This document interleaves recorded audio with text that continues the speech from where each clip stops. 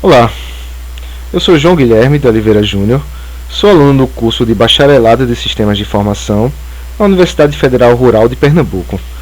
Esse vídeo é um vídeo que eu vou estar falando sobre o padrão de projeto Prototype e é um exercício proposto para a cadeira de Análise de Projetos de Sistemas de Informação do professor Cleveton Monteiro. Bem, antes eu vou estar falando rapidamente sobre o que são padrões de projeto, mas eu não vou me estender muito nisso não, porque eu vou me focar no padrão Prototype. Na atividade de programar sistemas, é comum nos depararmos com problemas recorrentes, como a duplicação de funcionalidades, a redundância do código, muitos objetos sendo criados em vários lugares diferentes, por motivos diferentes. E esse conjunto de fatores, se for muito volumoso, pode chegar no ponto que deixa o código muito difícil de ler, deixa o algoritmo muito complexo, às vezes até superando a habilidade do programador em lidar com essas situações. E coisas assim são coisas que não são desejáveis no ambiente de projeto, porque podem levar a comprometer eles por questão de tempo, que você leva mais tempo para entender e manter. E nisso, os padrões de projeto são soluções que já são reutilizadas, que são soluções validadas para esses problemas que são recorrentes. Por exemplo, existem vários padrões de projeto que visam resolver muitos problemas, como a baixa coesão, o alto acoplamento no código, simplificar interfaces, criação de objetos, etc. Quer dizer, no caso, a criação de objetos é o que eu vou estar focando, porque o padrão de projeto Prototype, ele faz parte dos padrões de projetos que lidam com a criação. Então ele é um padrão que vai lidar diretamente com a criação de objetos. Então nós temos essa máxima: já que o problema se repete, podemos repetir também o uso de uma boa e testada solução. No caso, o padrão de projeto Prototype oferece um padrão para lidar com o caso em que se precisa instanciar muitos objetos de um ou mais tipos, mas com poucos estados. No caso, estados é o conjunto de atributos. Vamos supor, por exemplo, que o objeto tem muitos atributos, e alguns desses atributos dependem de consulta de banco de dados, depende de interação com outros sistemas, interação com outros dispositivos, e isso pode levar a demoras. E o próprio fato de você estar instanciando um objeto através por exemplo, na linguagem Java, existe uma certa ressalva, existe um certo aconselhamento para que se evite estar instanciando objetos usando a cláusula nil. Eu sei que isso não parece ter muito sentido, porque a gente está acostumado a fazer isso em pouco volume, mas no caso isso é em muito volume, porque aparentemente é uma cláusula que é muito custosa e que leva a um atraso por si só na execução fluida do sistema. Então, por lidar com instanciação de objetos, ele pertence ao grupo de padrões criacionais, como eu já havia comentado. Então, esse padrão Prototype, ele vem resolver um problema. Qual é o problema? O problema de você, durante o seu sistema, ter que instanciar várias vezes objetos. Por exemplo, é mais acentuado quando existe um volume alto. Por exemplo, a gente vai estar trabalhando com a hipótese de um jogo, mas já vou estar falando sobre isso. Primeiro eu vou dar uma visão geral de como o Prototype funciona, né? O Prototype se assemelha, por mais engraçado que se pareça, é exatamente o que acontece, e é uma maneira bem diferente do que a gente está acostumado a lidar com a criação de objetos, mas o Prototype se assemelha à mitose celular. Não sei se vocês estão lembrados, a mitose celular, eu devia ter colocado aqui no slide uma foto, mas é aquele processo em que uma célula se divide ou se clona em duas células idênticas. Ela se divide, ela se parte e logo depois você tem duas células idênticas com o mesmo, no caso da célula, com o mesmo DNA. No Prototype é criada uma classe abstrata com o método clone, que tenta acessar um método nativo clone que já existe na superclasse, né, dos objetos, né? No caso da linguagem Java, ele existe esse método. E é implementado uma outra classe que servirá de reservatório dos objetos a serem prototipados.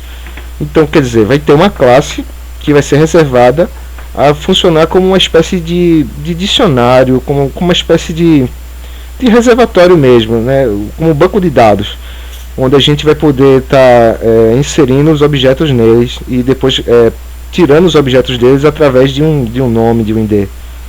Então, na prática, o que fazemos é instanciar um objeto com todos os seus atributos, e a gente preenche ele direitinho, e aí a gente guarda ele nesse reservatório, e isso vai ser feito para cada tipo de objeto que a gente precise estar fazendo a sua duplicação.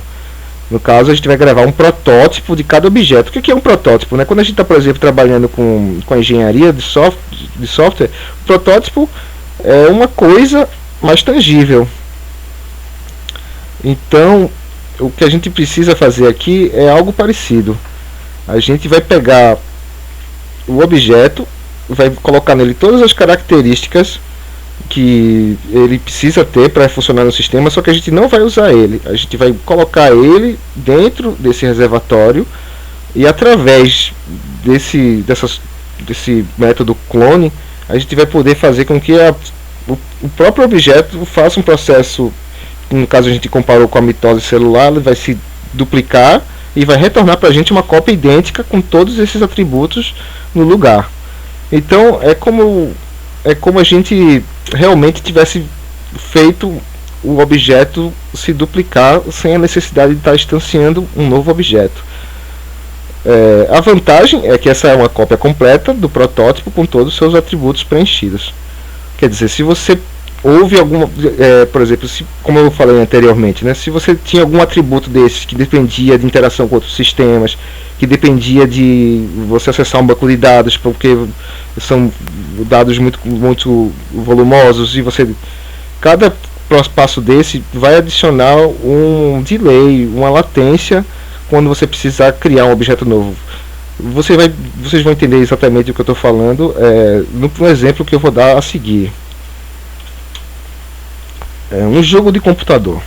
Então vamos supor, né, que a gente quer programar um jogo onde o jogador está num labirinto repleto de monstros. E a princípio existem dois tipos de inimigos, os fantasmas e bestas. Imaginamos que o programador criou uma classe abstrata inimigo, como está aqui. E cada inimigo que a gente realmente vai utilizar no sistema, ele é uma classe concreta. E como isso aqui é uma classe abstrata, esse método aqui é abstrato e precisa ser implementado pelas suas classes concretas, já que cada monstro vai atacar de uma maneira diferente. No caso, a gente vai ter o sistema mesmo do jogo em si, do labirinto, em uma classe diferente, por exemplo, e essa classe vai estar instanciando os seus inimigos sobre medida, né, enquanto ele vai necessitando. Um exemplo assim, né, de uma tentativa de implementação, se a gente não tivesse conhecimento do padrão de projeto, a gente ficaria tentado a fazer mais ou menos assim. Aí aqui eu estou definindo aqui a minha classe do jogo labirinto sem prototype, e aqui meu método main, que é o que vai, que é o que vai acontecer quando a gente tentar executar o jogo. Então logo de cara, vamos supor que antes eu fiz um bocado de coisa aqui, carreguei mapa, mostrei introdução, carreguei dados do jogador, blá blá blá, e aí a gente está no jogo mesmo. Aí eu preciso atacar o jogador, eu preciso criar um fantasma, aí eu vou e dou fantasma igual ao novo fantasma, e aí eu tenho que fazer o setup desse fantasma. O que é o setup? Lá na classe fantasma a gente vai ter, eu vou mostrar isso depois na ideia aqui, eu tenho esse projeto no Eclipse para melhor visualização, porque aqui no slide realmente não fica muito bom ver código fonte, mas eu tenho isso no projeto e já a gente vai estar vendo melhor. Mas o que a gente pode estar falando aqui é que cada vez que eu vou precisar ter um fantasma, eu vou estar tendo que preencher todos os seus atributos, por exemplo, setando o seu ID, dizendo quanta energia que o fantasma tem, dizendo a força que o fantasma tem, dizendo o nível que o fantasma tem. Já veja quantas linhas está poluindo no código, né? E agora, depois de todos toda essa etapa, que é a etapa de setup, a gente pode finalmente usar o ataque. É agora que o inimigo pode ser utilizado, né? Que pode atacar. Aqui na página seguinte a gente tem mais uma vez, agora eu preciso de uma besta. Aí, mais uma vez, eu crio a besta usando um new, que é uma coisa que já por si só já não é muito recomendável quando o volume é muito grande. E aí seta o ID, seta energia, seta força, seta nível, e aí finalmente a gente pode utilizar o monstro para atacar o jogador. Então veja quanto tempo e quantos passos foram necessários serem executados em sequência até meu jogo poder dispor do inimigo para ser utilizado. Quer dizer, se eu estiver fazendo isso no meio do estágio, como é a proposta aqui do exemplo, eu vou estar gerando uma dificuldade aí, uma latência, uma coisa meio desconfortável para o jogador. Então aqui, ó, mais para frente, se eu quiser mais inimigos, eu tenho que repetir esse bloco de código e mais vezes, né? E por exemplo, você vai perceber que isso ainda é pior, porque eu vou estar sempre, por exemplo, instanciando a besta com a força 10 e a energia 20, porque essa é a besta nível 1. Aí sei lá, vai ter a besta nível 2 que pode ter mais força, mais energia, mas por padrão a besta nível 1 vai ter esses dois dados. Então quer dizer, vai ser instanciado muitas e muitas vezes objetos que são idênticos, mas cada vez que eu precisar instanciar eles, eu vou ter que escrever todas essas linhas de código para conseguir esse efeito. Então, entendendo o problema melhor, como pode ser visto, a cada vez que se quer instanciar um inimigo, tem que se iniciá-lo corretamente antes de usá-lo. E essa operação estiver relacionada com outras operações mais custosas, que como eu já falei, como acesso a banco de dados para preenchimento dos seus atributos, já podemos contar com uma degradação de performance ali. Outro problema que a gente pode perceber é que se o conjunto de atributos não varia para cada inimigo, por exemplo, todo fantasma nível 1 tem 10 de força e 20 de energia, que foi o que estava falando, a repetição de código fica ainda mais redundante e desnecessária. A possibilidade de inserir erros e bugs por não iniciar corretamente o inimigo. Por exemplo, você colocou o inimigo lá, já começou a atacar ele, mas esqueceu de setar alguma coisa. Isso vai correr um comportamento não previsto e provavelmente um erro no seu aplicativo, no caso do seu jogo. Então vamos olhar aqui como seria, a gente já tinha olhado nos slides anteriores, eu volto rapidinho, como seria mais ou menos a ideia do nosso jogo sem prototype, né? Agora vamos ver como é com prototype. No caso, a gente tem as mesmas classes aqui, o inimigo com os mesmos métodos, o fantasma do mesmo jeito, a besta do mesmo jeito. A diferença é que o inimigo agora vai implementar essa interface cloneable, que é para isso, para esse método clone da superclasse ficar disponível para essa classe abstrata. Dá pra ver que ela é abstrata porque está em itálico aqui, ó. Tanto o ataque quanto o nome está em itálico. É isso que define que é uma classe abstrata. Aí no caso a gente vai estar tendo mais ou menos do mesmo jeito objetos do tipo inimigo que pode ser especializados em fantasma ou besta. Mas só que o que é do padrão de projeto prototype? É essa parte aqui. Repositório de inimigos, né? O que é esse repo inimigos? Aqui nesse repositório eu vou ter dois métodos, o método load repo, que é tipo um método de inicialização, onde eu vou instanciar logo todos os inimigos que eu vou precisar. Quer dizer, um exemplo, eu vou estar instanciando um fantasma e uma besta, e vou estar instanciando eles dentro já do repositório. E o get inimigo, que sempre que eu precisar de um objeto desse tipo, eu vou estar podendo pegar ele, uma cópia dele, através desse comando get inimigo, que eu posso dar a partir da minha classe jogo labirinto, que já foi modificada para todo esse ambiente aqui. No caso, tem aqui os slides com mais códigos. Eu não vou estar mostrando mais código, que é código até o fim. Vamos agora direto para a interface do Eclipse. Pronto, aqui está o Eclipse. Prontinho, pessoal. Aqui eu vou mostrar mais uma vez o jogo labirinto sem prototype, né? Como seria? Aqui a gente tem o main e direto a gente já precisa de um fantasma, já tem que fazer o seu setup. Daí a gente já precisa de uma besta, já precisa fazer outro setup. E aqui eu estou supondo que não é a primeira coisa que eu faria no jogo realmente, mas que eu fiz outras coisas antes, que eu já iniciei a partida, né? Que eu iniciei o estágio e já coloquei um player lá dentro. E aí apareceu uma situação que eu preciso do fantasma. Aí eu vou lá, instancio o fantasma usando o comando new e tenho que botar essa sequência aqui para poder dizer o que o fantasma é. Porque quando a gente inicia ele aqui, o seu estado ele é indefinido, né? A gente precisa dizer qual é o estado dele. É a mesma coisa para uma besta. Então, é isso aí. Agora, como seria veja como diminui o jogo com o prototype. No caso, eu só estou fazendo a mesma coisa. Aqui meu método main, e aqui eu estou querendo pegar meu fantasma, então eu vou chamar ele aqui de fantasma clone. Então eu digo que ele é do tipo inimigo, fantasma clone igual. Em vez de uma cláusula new, eu vou ter aqui, acessando o meu método repo inimigos, acessando a classe repo inimigos, o método get inimigo pelo id 1. Então eu sei que id1 é fantasma, porque é assim que o meu repo inimigo funciona. Deixa eu mostrar logo ele, porque assim vai dar uma visão interessante de como é que a coisa está funcionando. Isso aqui é o que realmente é requerido para você fazer o padrão prototype, né, o padrão de projeto. Então você precisa desse repositório, que no caso estou implementando ele como um hash table. A gente tem o método getInimigo definido como estático para poder acessar ele direto pela classe, onde eu retorno o inimigo. Aqui eu retorno o inimigo,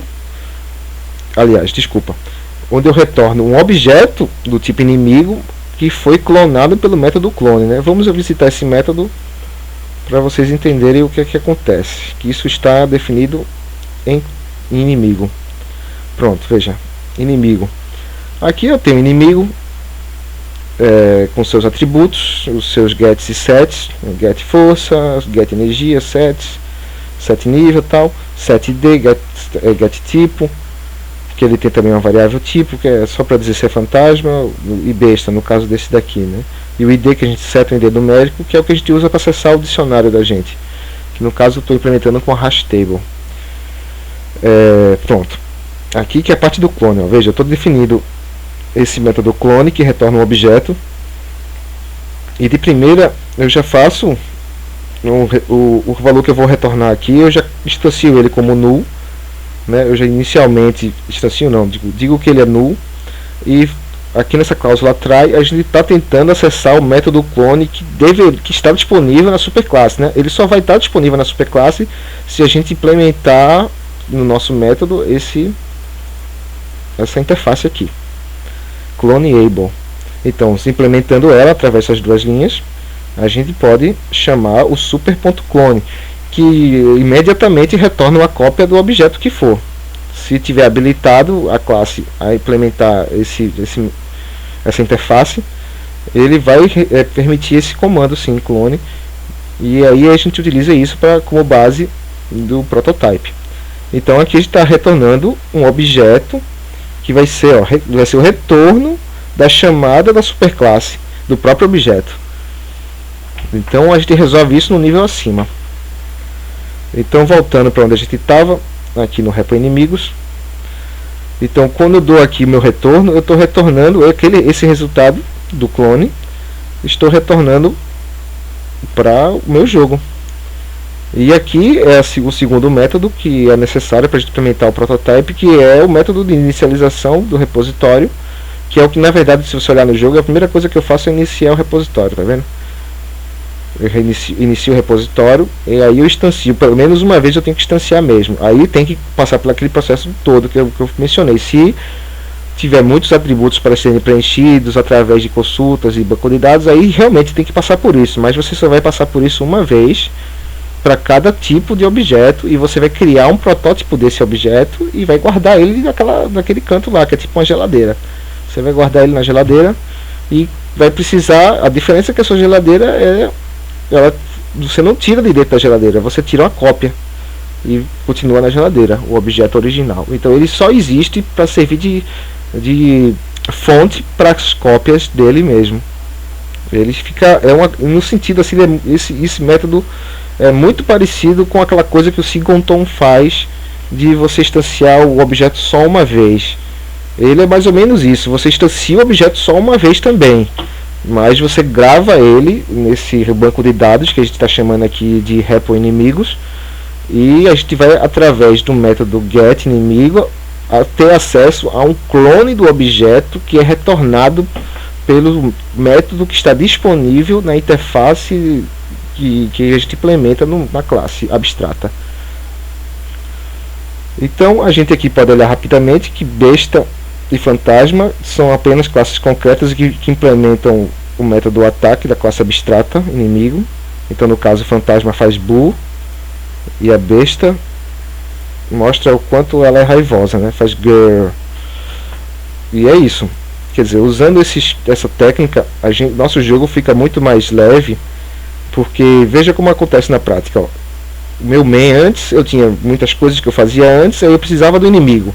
Aqui eu inicializei, né, durante essas muitas coisas que eu fiz antes, eu inicializei meu repositório. E quando precisei lá na frente, vamos supor, depois dessa linha, desculpe, o microfone saiu aqui do lugar, pronto. Quando eu precisei do meu inimigo, eu pude fazer o fantasma clone instanciando, aliás, desculpa, eu pude criar a variável de fantasma clone, mas não instanciando uma nova variável, apenas utilizando o retorno do meu método getInimigo, que faz o meu método da super retornar a cópia do objeto. Então no caso eu tenho meu fantasma clone, e aí eu já posso utilizar ele na linha seguinte. Dessa linha para essa linha não tem esse delay de preencher atributo, não tem esse delay.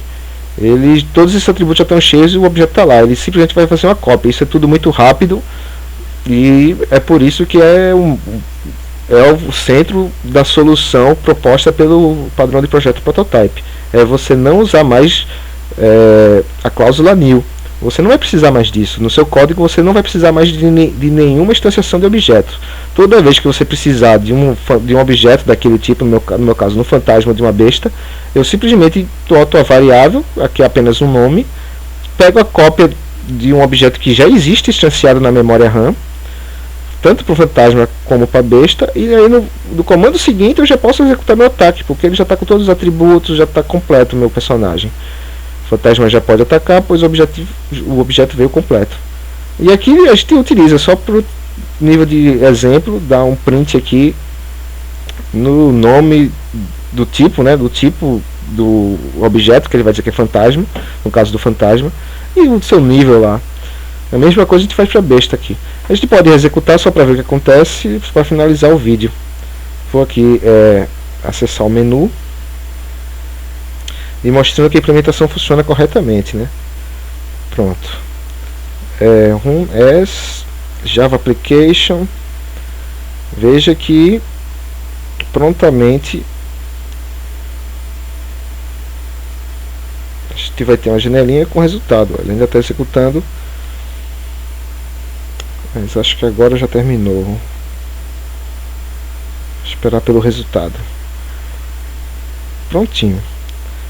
Olha aí, fantasma atacando Boo, que é quando eu faço meu ataque aqui, e a besta atacando Girl. Então quer dizer, eu precisei de uma cópia do meu fantasma e simplesmente pude acessá-lo através do meu repositório getInimigo. No meu código fonte não tem instanciação de objeto e ele funciona de maneira fluida. Quando eu chego aqui e executo isso aqui, é imediato. É isso aí, obrigado pela atenção. Desculpe aí a qualidade do áudio. Qualquer erro aí no vídeo, qualquer erro no conteúdo, eu gostaria aí de ser informado para eu poder fazer uma correção aí nos comentários. E é isso aí, obrigado pela atenção e tenham um bom dia.